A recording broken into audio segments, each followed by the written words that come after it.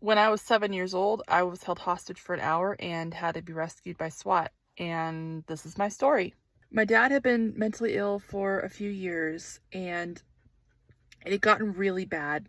He'd gotten really paranoid and just manic and abusive, and there were the few days leading up to it, he had, just out of the blue randomly attacked me multiple times, and my brother and my mother. And the night before, he had gotten really violent, and I remember he like grabbed my mom by the hair and threw her on the ground, and we fled the house after that, and we went and we hid with a neighbor. So the next day we were at the neighbor's, and we were in hiding from my dad, and I was sitting in the neighbor's basement, and I felt this like cold nudge on my cheek.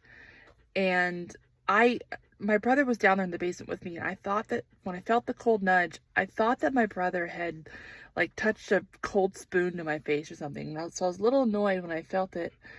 And then I turned and I faced to see what it was that had touched my face, and I realized I was staring down the barrel of a shotgun, and it still hadn't like clicked to me what was going on. I realized it was a gun, but I thought someone's joking around, someone's trying to scare me.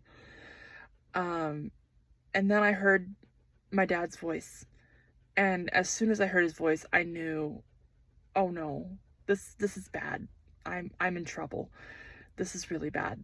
I was 7 years old when that happened. I'm now 34 years old, so it was almost 30 years ago that happened.